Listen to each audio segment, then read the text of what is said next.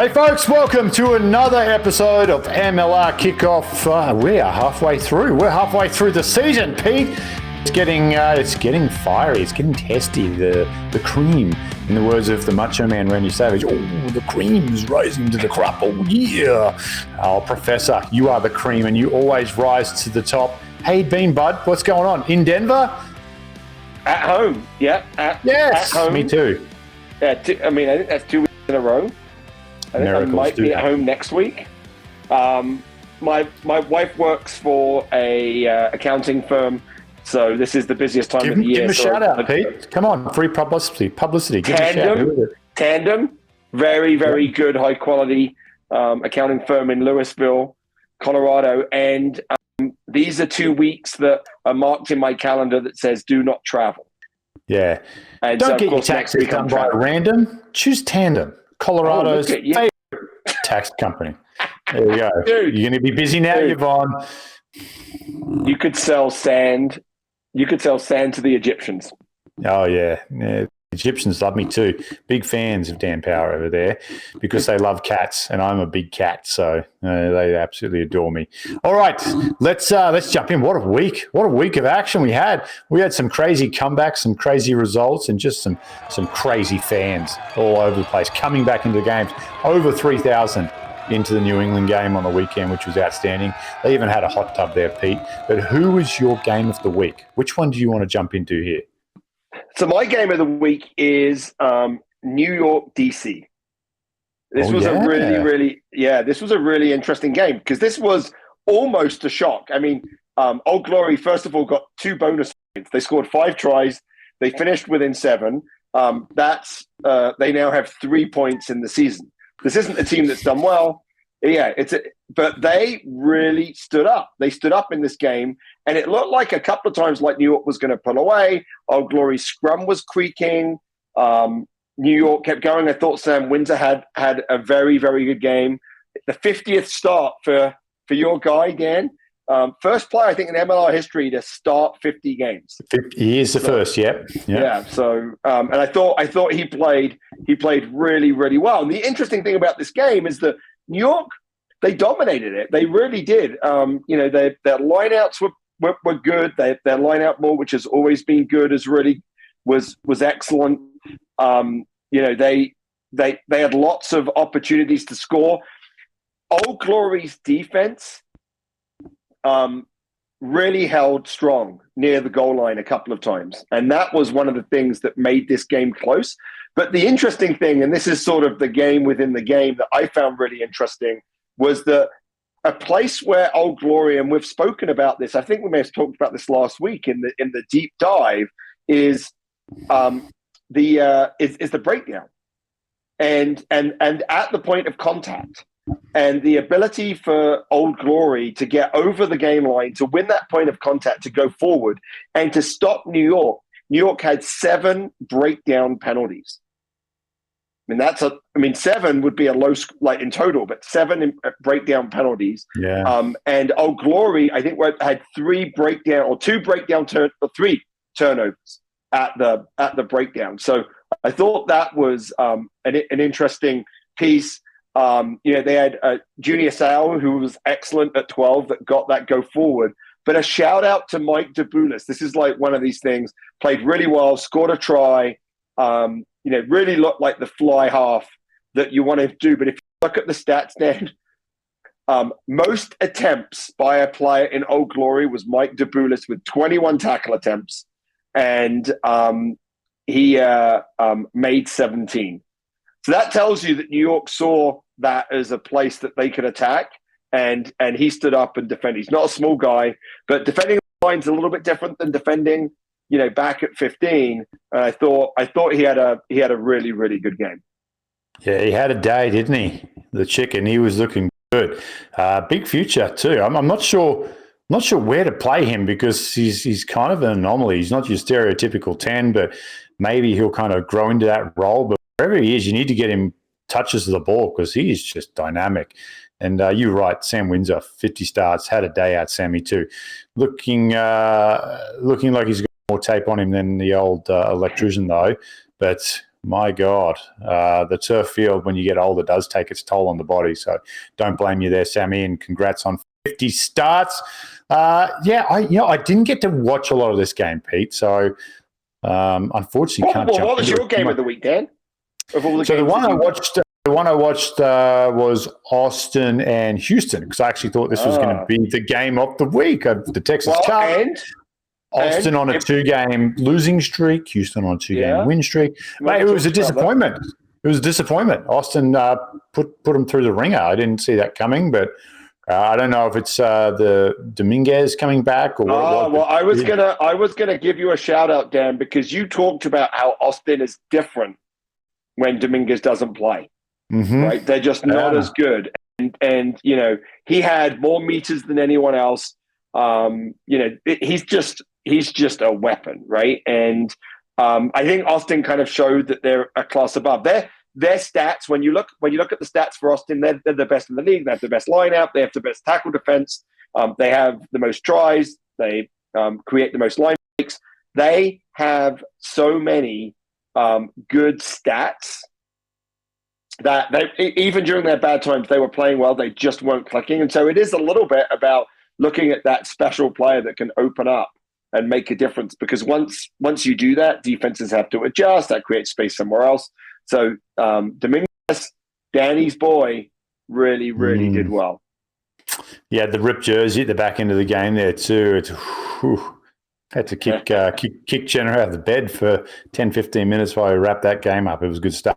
So good to see Austin bounce back, but Houston, geez, they looked clawless. They up and down after 2 great wins. It'll be interesting to see if they can bounce back this week. They've got the game to bounce back. We'll talk about that a little later. But right now, let's bring in our guest, Pete. I think this could be the youngest guest we've ever had on the show. So we appeal to all generations. Doesn't matter what your birth date is. We've got something for you. We've gone young. We've gone north of the border, up to Canada, to Toronto. His dad, probably one of the most famous Montrealians, Montrealites, Montrusians. Get us, Scary Larry. Hit me up on Twitter, buddy. Let me know what the name for someone from Montreal is. Ross Braude, the scrum-half, soon to be coming back scrum-half from the Toronto Arrows. Great to have him on the show a little earlier. Let's dive into that one now and take a listen what the plucky number 9 had to say. All right, joining us now is Toronto Arrow Ross Braude, who joins us all the way from the Great White North. Big fella, thanks for joining us. Obviously, a challenging start to the season for you, sitting on the sidelines at the moment, but give us an update. How far away from returning are you? I'd say a week or two. To be realistic, hopefully I'll be back for the game against Houston before our bye week, so that'll be the goal for now. Well, it'd be good timing after the weekend. Obviously, 4 scrum halves for the Arrows on the sideline at the moment. It's a bit of a cursed run, but what are you guys doing at training to each other? I thought number 9s were meant to take it easy at training, but you guys are belting each other. Yeah, the jersey isn't helping us out at the moment, but it just shows you how hard the 9s work with the Arrows, so watch out. Good answer. So, you're obviously, with your accent, you're not from the US. Talk to us a little bit about what brought you to Toronto and what brought you to Major League Rugby and how that happened. For me, I always knew I had Canadian citizenship and a passport, and that this would be an option in the future. So I went to the Blue Bulls Rugby Union after school, and there were some limited opportunities for me. So Kingsley Jones and Jamie Cutmore reached out to me just after the COVID pandemic and invited me to one of the national camps. And I decided to go join that and to see how it is. And after the camp, Mark Winnaker and some of the Arrows management reached out and offered me an opportunity in the MLR, and I thought that'd be a great step in my career, and I'm really happy with the decision I made. Yeah. So when did you turn up in Toronto for the first time? For the first time was in February 2021. Any shock with the weather? Yeah, it was crazy. I had to do a 2-week quarantine, and it was good to see the snow for the first time in the first week, but got over it pretty quickly, to be honest. You're only a young fellow. Have you seen the movie Cool Runnings? Was it similar to that when they get out at the Winter Olympics? I'm not sure if I've seen that movie now.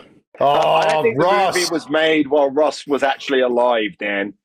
I think it was probably made in the 80s. I've just organised your evening for you. Cool Runnings, some of John Candy's best work. Go watch it. Okay, I'll definitely give it an eye. Sorry, Pete. Continue. No problem. No, we have to get our pop culture. I mean, I know Cool Runnings, and I know that scene, so that's how famous it is, Ross. It's not one of Dan's more obscure pop culture references. So talk about like that first season with Toronto and the adjustment. I mean, first of all, not being able to go outside for more than 15 minutes with exposed skin, finding out that most of Toronto is underground, and then going and training in a dome. Right, those were the starts, but then you go somewhere warm, right? You end up going to Atlanta. Yeah, so it was definitely a difficult move to make. I've never trained in a dome before until I was here, but I'm truly thankful for that because I wouldn't be able to train on side. I think the hardest for me was training box and really simulating a game situation. At training because of the roof and stuff, so it is pretty tough to dictate how well you are kicking or if you're on the right track. But still, it worked pretty well and was a great setup that the Arrows give us in the winter to train in and stuff. So that's really, really good. And then at first going to Atlanta was amazing because it was just better weather. You can just train with your top off and just be in the sun. But yeah, definitely the hotel living and the situation we've been in was definitely not ideal. All right, Brody, your dad was born in Montreal. Let's get the story there. One of the great cities of Canada, Montreal. I went there once in 2004. Fell in love 6 times in one night. Brilliant city. How did he end up there? Well, obviously, he was born there, but what's the backstory? Like, fill me in on how you tie into Canada. Yeah, so I actually asked him the previous time I went home because I was also not sure how everything fit together, and he told me his parents went on an extended holiday and just traveling the world, and they happened to find themselves in Montreal when he was born. So lucky for me, and then they stayed here for a couple of years and moved back to South Africa. Oh, so he spent a couple of years there as a child, obviously as a baby. Yeah. How cool is it? Isn't that the old sliding doors moment? Another reference there, Gwyneth Paltrow movie, catches a train, misses a train, you follow both stories. Not as good as Cool Runnings, but you should watch it anyway. What country are you glad he wasn't born in? Like, where would you not want to be playing rugby now? Don't say Australia. No, honestly, I'm not too sure. I'm pretty happy with anything, but I'm happy with this opportunity. I can't pinpoint one specific country I wouldn't want to play for. Good man. Let's talk about your upbringing in South Africa. You go to one of the great rugby schools, not only in South Africa, but probably in the world, Gray's College. I don't think that's an overstatement saying that, just looking at the list of players that have come out of there. How was that experience going to such an esteemed school? And tell us about some of your more famous teammates that have kicked on as well. Yeah, for sure. Like Grey College has definitely been probably the platform for me in my career. I don't think I would be a professional rugby player if I didn't go through Grey. I've learned so much, and the quality and the professionalism on a school level it's not understandable. So yeah, that's really been the school, and that's been the way that's forming me, and that formed me to be a player in this league today. And then I have to think of famous players who I played with or played against from Grey. Not anyone in the Springboks yet, but there's a few in the Super Rugby playing for the Bulls and the Stormers. For the Bulls, like David Creel, and for the Stormers, Ricus Pretorius, and yeah, those were the two main guys I played with. There's a few also in the Currie Cup and in the big leagues, just not in the Springbok squad as of yet. What about during your entire time there? Because I remember like similar situation, went to an all-boys school in Australia. Rugby was the predominant sport. And I remember being in like 8th grade and watching the first 15, and those guys just seemed like gods. And now you go back and look at 17, 18-year-olds and you're like, how do they survive playing a contact sport? They're tiny. But was there anyone when you came through, you were like, oh my God, this guy is the makings of a future Springbok and has gone on and hit that pinnacle? When I came into Grey, Henry Immelman, he was one of the guys I thought was going to make it to the Springboks. He's playing for Edinburgh at the moment in Scotland. So he was one of the guys I really thought was going to make it. He has made it, not thinking he didn't. He's playing in one of the top leagues in the world. And then, no, I don't think in the 5 years I've been there, there's been someone who's played Springboks yet, no. Yeah. Trying to think back from my generation, probably the biggest name then would have been Bismarck Duplessis, who went on and played. Do the guys come back? Is it like, because it's I'm looking through some of the old boys now and it's crazy, some of the names. Do they come back? Like you playing like first 15 and these legends come back to the school to watch you guys play? Or is there not that kind of alumni connection there? No, for sure. They come back heaps, and whenever they find themselves in the country, they'd come watch the first 15 games, and because it's just so special playing for the first team in that school, and it never really goes away. I mean, there's like for first 15 game, there'd be like between 20 and 30,000 people watching. So it's massive crowds for schoolboy team, and they'd come talk in the hall on Fridays and give back to the school. In our school hall, they'd come give their Springbok jerseys, and it would be in cases all around the hall and stuff like that. So, yeah, no, they'd definitely come back and try and give back to the school and meet up with the boys playing rugby and giving advice and just sharing their wisdom. All right, let's fast forward to the Arrows this year. Obviously, you're itching to get back on the field and contribute. Still in contention in the East. The East is still wide open for the Arrows. You have a stretch here of playing at home for the majority of your games coming into the final series. What do you need to do and what do you need to turn around to get yourselves back into contention there for that top 3 spot? So I think the simple answer would be win every game with a bonus point. That is the job we have to do. And then, yeah, I think more technical side of things. First of all, we need to get our bodies back on the field.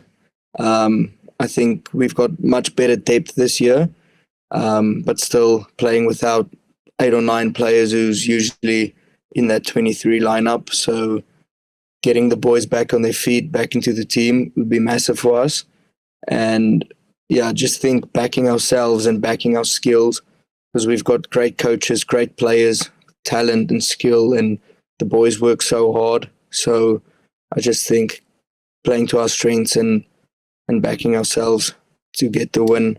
And as you said, we've got the home advantage now, and our fans have been itching to watch us at home. So we need to use that to our advantage as well. Well, let's talk a little bit about this week's game. Again, you said you're a week or 2 away, so we won't see you in action against Old Glory. They made quite the resurgence against New York, and they looked like a different team. A change at the coaching position can sometimes do that. What are the concerns or things to watch out for this weekend as you and the Arrows take on Old Glory? Yeah, as you said, different team this week. They're not the same team we faced in the first few weeks, so for us, it's going to be really not thinking about the first 2 games we've played against them and really going from the start, giving them a respect they deserve after this weekend's performance against New York. Big physical team. So, and they've got a good defensive system, good attack, pretty aggressive. So for us, it's going to be really to arrive at that game and really fight for the win, because it's going to be a big match. It's going to be a tough one. Nothing's going to come easy for us. So if we just work hard, focus, and never lose that focus, we'll never switch off for a second, then we'll be good. Beautiful stuff, man. Well, get healthy. We're excited to see you get back on the field. I'm sure Arrows fans are going to be excited to see you get back on the field this year. Stay warm. It looks like you still got the jacket on, so Toronto probably not as warm as it needs to be just yet for the South African in you to get shirtless again for training. Maybe June or July for that one. But I appreciate you coming on the show. Good luck for the rest of the season. Excited to see you get back out there for the Toronto Arrows, mate. Yeah, thank you. I appreciate it. Perfect. Ross Braude from the Toronto Arrows joins us, and he will be back in action in a couple of weeks there for the Arrows. There you go. What a story, huh? It pays to travel the world sometimes because you never know where it'll put your kids in 20 years. So get your passport done, parents, and go make love around the world. And one day your son could play rugby for another country. Good stuff. Yeah. And that shock for someone from South Africa going to Toronto. I mean, I remember the first time I went to Toronto for work. Yeah, first time I'd been there. And I'm like walking around, I'm like, where? Like, I want coffee. Where are all the coffee shops? And all the coffee shops are underground. Because if you live in Toronto, there's a large chunk. You want to go outside. And so I could walk from my hotel about 10 city blocks down to my client and never see the sun. Oh, Toronto. I'll see you in July, Toronto. Not a day earlier than that. All right, Pete, let's transition. It is time for the Professor's Breakdown Rugby 101 with the Professor Pete Steinberg. What are we talking about tonight? Well, in honor of Ross and Ross Braude and all scrum halves, I want to talk a little bit about what a difference it makes when you're playing behind a pack that's going forward. So you always want to be careful. This was actually one of the biggest challenges when you're a selector for a national team, is that if you had great 8 forwards in front of a scrum half, they made the scrum half look good. And so a dominant team, their scrum half will always look better than the team that's behind them. It's the reason why, scrum half, they're called scrum halves, right? So they're half forwards, half backs. But a good scrum half spends way more time with the forwards, like takes them out to dinner, make sure they have everything, because when the forwards do their job, your job is easier. So why is that? Well, there's a couple of things. First of all, it's good. It's easy to look good with as a scrum half when the ball is provided to you easily. So when it's placed back, good position, you can snap that ball away with a pass. It's easy to move the ball off the ground because there's no legs in the way. That's what your forwards do for you. They clear out that ball and they make sure that ball is available for you. And of course that starts, and if you've listened to this series, it starts with the scrum and the line out. It starts with the set piece. So dominant set piece that goes forward allows the team to go forward. If your team goes forward, it's easier to get good ball. On the other side, it's really difficult to look good when you're going backwards. We see this a couple of times right now in Major League Rugby, and it's not even team versus team, but it might be based on subs. But you'll see one team gets the edge in the scrum, and as soon as that team gets the edge in the scrum, it becomes almost impossible for the scrum half to be able to do anything to get that ball out. Right? They're scrambling. They're just trying to get their hands on the ball. They want the number 8 to pick it up. All of those things are true. The same in the line out. What you want from the line out is you want the ball, and really good line out jumpers will do this. They'll throw the ball to the back hip of the scrum half. So they'll take it in the air, they'll throw it to the back hip because that's the back swing of the scrum half pass. Scrum half passes are just like golf swings. They're just like baseball or softball swings. Pretty easy. You want to be able to transfer your weight. So you want to start your weight on the back foot. And so when you get the ball from a line out to your back hip as a scrum half, you don't have to take any extra steps. You can move it. If you get it to the front hip, you've got to make an extra step. You make an extra step, potentially a player's coming through. And, you'll see scrum halves, and I've been known, Dan, you might be surprised. I was known to talk a little bit as a scrum half when I was on the pitch, just a little. And so when my jumpers weren't giving the ball to me on my back hip, I kind of let them know that wasn't what I want. So forwards are the ones that make the scrum halves look good. If you want an analogy, it's a little bit like a good offensive line is what makes the quarterback and the running back look good. Very, very similar. So when you see a pack going forwards and you see a team and the scrum half looks great, right? Harrison Goddard had this, I think, at the start of last year. He looked like a world-class scrum half.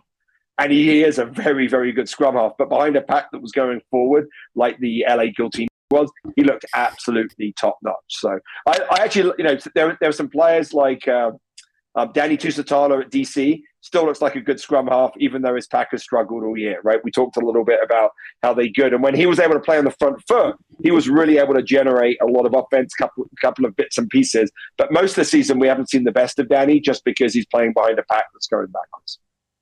And it is a challenge. I mean, like you said, we've seen already in the first 5 years, sometimes those scrums just going backwards. It's ball in, ball out. And the scrum half really, their only job is to get that thing to the 10 as quick and cleanly as possible, as opposed to doing anything strategic or attacking off the back, having that 9 jump out or with the 8 and jump out. So good stuff, Pete. Good stuff. Look at a little bit of a softball there for you, the former number 9, talking about number 9. So we'll test you next week. We'll talk about tight head props. Dude, I love talking about tight head props. Bring it on. Talk about loose head props. Do you know which side they are, Dan? No, I still haven't figured that out. Okay. Just wanted to make sure. We should definitely talk about it. Tight head's on the tight side, and then the loosey's on the loose side. Good job. Perfect. Yep, absolutely. Yeah. You nailed it. I know the hooker's in the middle. See? Come on, man. You're getting there. I know my stuff. There.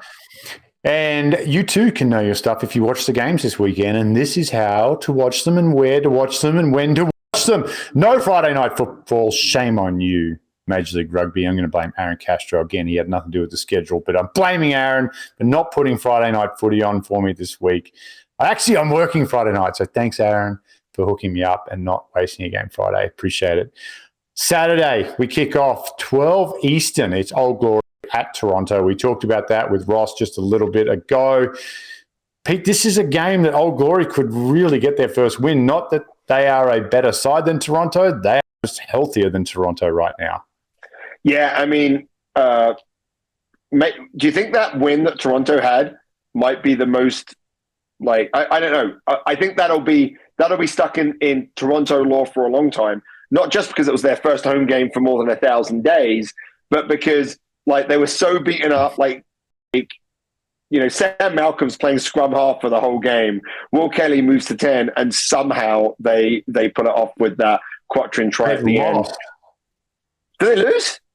Atlanta beat them. Oh man, what am I thinking about? I'm thinking about the game before. It's all right. It's all right. Hey, we'll get there. Technically, there is a little bit of controversy around the ending there because... There is. That's right. I was talking about the week before. This one, technically, there's some controversy about the try happened at the end, right? What's the law there? What do you think? So this is interesting, right? So the law is if you have the ball and you go out of bounds, you cannot score the try. But if you don't have the ball, you can actually touch it down and score the try. I mean, I said try. It's difficult to see if there's someone. I was surprised. I think that might have been one of what did the referee call first? Right. It doesn't matter because that was the best TMO we've had all season. The camera actually had something. We had actual evidence, which we haven't had. And the evidence clearly shows a Toronto hand grounding the ball in the in-goals. Try. I don't know how we messed that up. Oh, well. Yep. Next week. All right, that one's on the Rugby Network. Rugby Network. Yeah, let's move it on. Old Glory, Toronto. Who you got in this one, Pete? Sorry. No, it's okay. Old Glory, Toronto. Let me remember, is that this week or is that the week after this week or last week? In 2022. So interesting, Nate Osborne. We've had some coaching changes, right? So Nate Osborne now comes in as the interim head coach. Maybe had a practice or two before the game, but now he has a full week. No. Zero. Traveled with the team to the game, and he flew back early from Australia to do that. His first day was today, and we're recording on a Monday, just so everyone knows. His first day with the team officially was today. Observing the game on Sunday. Yeah, so that's interesting, right? Because that was a different Old Glory team. So maybe it was more player-led. right? Which is always a good thing for rugby. Someone gets fired, the message it sends, like all of a sudden it's like, ooh, that could happen to me. Yeah. So one of Andrew Douglas leaving is one of two changes that we've heard. I'm sure we'll talk about the next one, but so a week for Nate Osborne, not much you can do, right? Especially with the travel. I think I know, like that Old Glory performance is tempting. It's tempting to look and see, like Toronto don't have a huge scrum. They're a little bit beaten up. You think they're so beaten up, Pete? Yeah, I know, but they played Atlanta so close, beaten up. I mean, is Atlanta better than Old Glory? Yeah. Yeah, but Atlanta weren't at full strength, and it was first home game in 1,000 days. There's a lot of emotion into it as well. I would hope they don't pick Sam Malcolm at 9. I don't think you weaken 10 to strengthen 9. I agree. I don't know if there's anyone left standing. I kind of made a joke that, hey, Jamie McKenzie's trying to put down the headset and put down the poutine and just get out there for a couple of games, but we'll see. It depends on how much poutine he's eating. Yeah, that's amazing. I still think it's Toronto. I think that like Old Glory performance was great, but it'll be close. Old Glory will be in this. I think that's what we can say. All right, a little later down the coast, it's Seattle on the road against New England. This one on the Rugby Network at 4:30 Eastern. Pete, who do you like here? Well, this is an interesting game. I'm going to go with the home team. I'm a believer in New England. Me too. I think Bodin Walker may be out, but I don't think it is going to be an issue. But they've got Harrison Boyle. Like they've actually got two quality fly halves. I mean, first of all, let's just say Toronto had 4 scrum halves in their squad that they could lose. Like that's a lot of scrum halves to have in your squad, right? But yeah, so I think New England. I think Seattle are a very, very good side. I mean, this is becoming like every team has played 8 games. Seattle's going to remain in touch. These are two good teams. It's going to be close, but I think New England's a long trip. So I think New England. No Bodin Walker, but Vion Conradi comes back for the Free Jacks. Oh, yeah. Is he going to play this weekend? Yeah, he's playing this week. So unless he's been smashing the Yorkshire pudding over in Gloucester, he'll be in shape and raring to go. So I'll pick New England in this one as well. All right, Saturday night, it's the big Southern rivalry, New Orleans and Atlanta. This one at NOLA. Pete, how are you leaning in this one? Oh, well, this is the rivalry, right? This is the Atlanta-New Orleans rivalry. Yeah, this is it. NOLA had like a bad first half, good second half, right, against New England. So which team comes out? ATL were able to hold on. Like you said, probably not the best ATL side. I think I'm going to go with ATL here. I think it's going to be this NOLA team seems a bit inconsistent and a little flaky, and I think the ATL side isn't. So I'm going with ATL. Me too. ATL for the win on the road. They seem to have the wood on NOLA. Like we've done some games over the years down there, and even ATL have come away with wins then. So I'll say ATL will keep the dominance in that rivalry going. Another late game Saturday, also at 8 p.m. This one is an all-Texas showdown. The Jackals on the road against the Sabercats at Aviva on the Rugby Network. Who do you like here, Pete? I think I like the Houston Sabercats. I think they're going to bounce back. They weren't very good. Dallas were, good on them. They had that accident at their stadium. They lost. I think 9 players were injured, but they lost a handful that couldn't play. That's not something that you want for a team that is already thin because they're an expansion team. I think Dallas will continue to show that they can play in periods, but just not for 80 minutes. And I think the Sabercats will be licking their wounds after the game last week. Sabercats will get this one done at home pretty easily, I imagine. Moving on to Sunday at 5 p.m. Eastern, it's Austin on the road against San Diego, a game that could decide the West as it's 1v2 over there. Pete, what do you think? Can we? This I think should be our game preview of the week, Dan. You want to hold on to it? Yeah, 7:00, same day, FS2. This one, it's New York on the road against LA. So a big trip there for New York all the way out to the Coliseum. Who do you like here? I thought this was going to be your game of the week. I apologize. Oh, number one versus number two. I'm going to go with the Giltinis. I actually think they're coming into form. They're a little bit different than they were last time. Maybe not quite as explosive, but Burton in the centers really makes a difference in terms of how they play and how they can play with width. This New York team, they're going to be, it'll be interesting to see how they go. They had a little bit of a shake-up in the pack.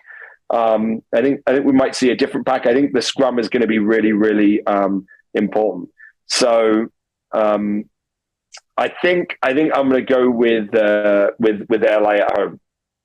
Yeah, hard to argue with that. LA may be running themselves into form, and shockingly enough, they're third in the standings on the West Coast. It feels like they've been so up and down this year, but they have stayed in touch and now find themselves in third place out west.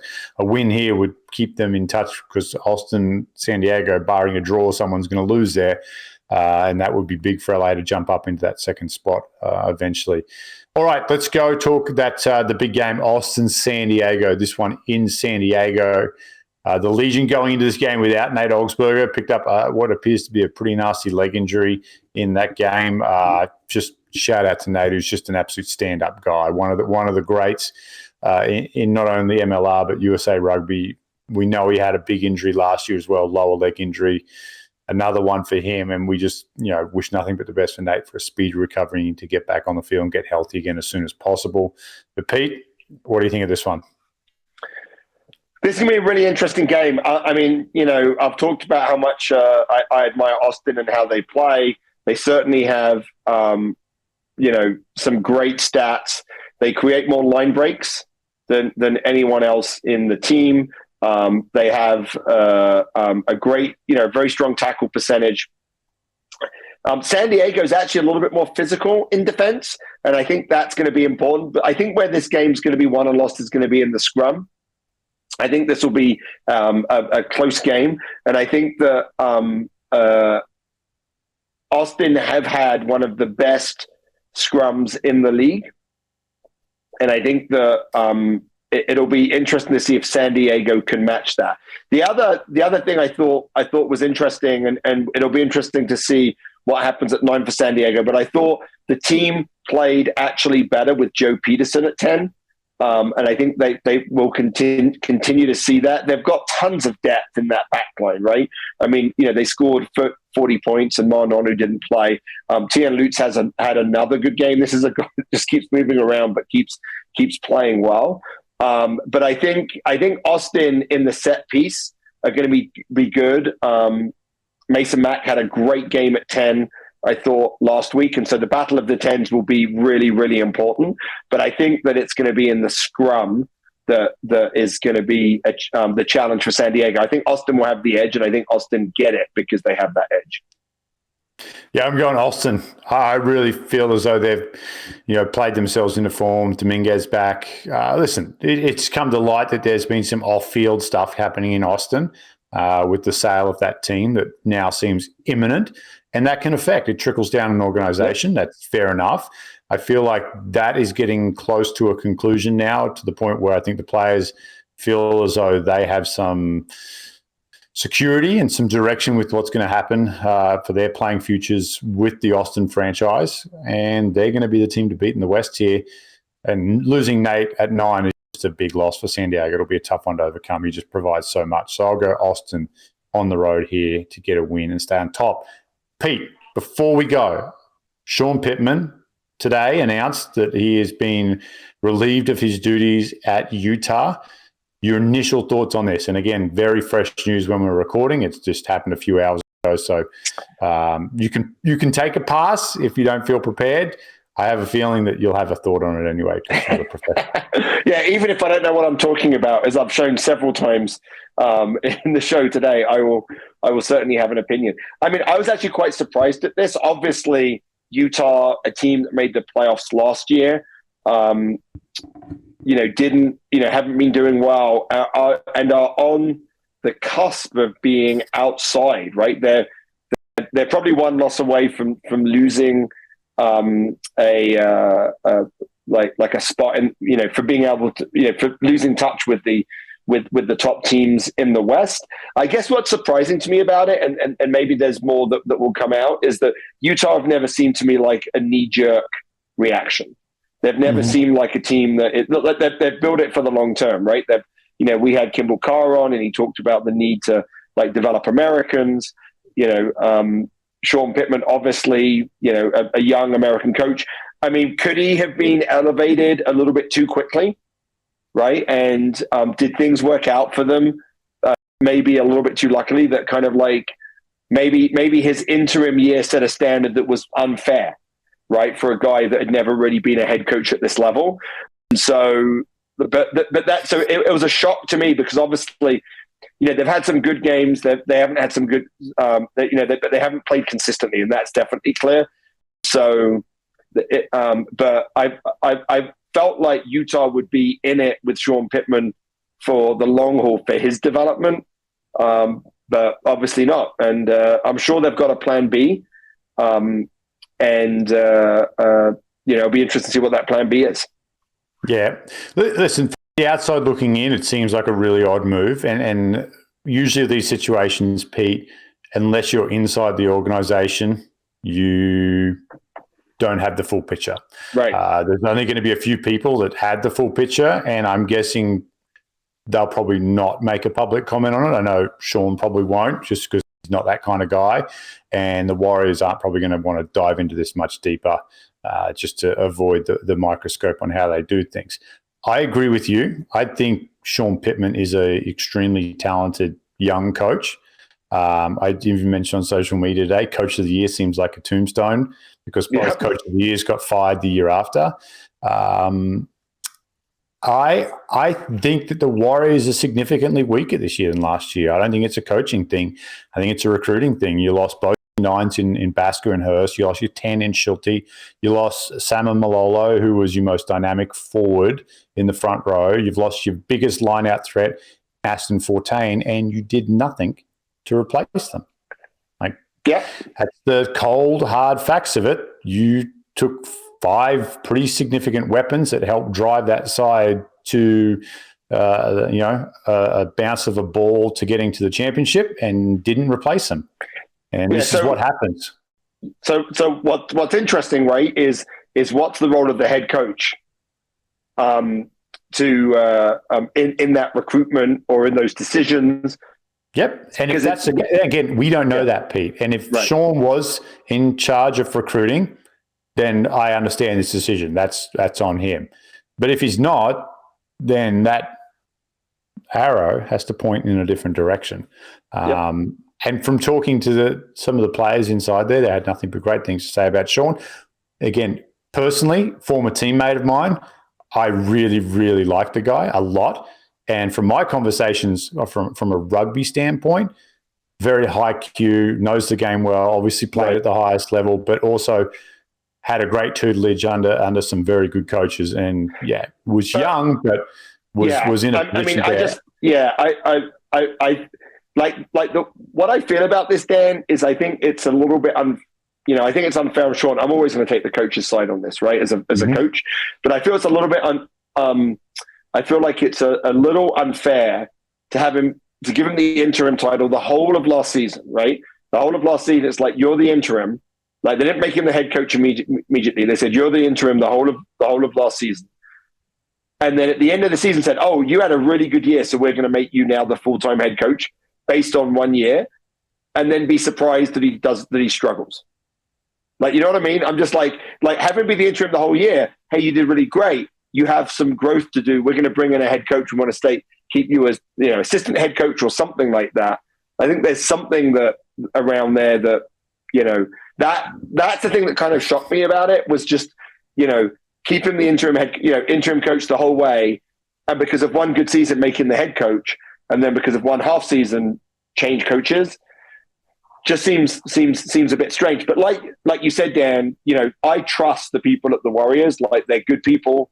I don't think, I think they're smart people. I think they know what's going on better than we do. It's just from the outside, it looks strange. Yeah, 100%. 100%. And this is a reality of professional sports too. Like, this is what it is. Yeah. Well, that's the other thing, right? The other thing is, it's a professional league. You're looking at you're halfway through.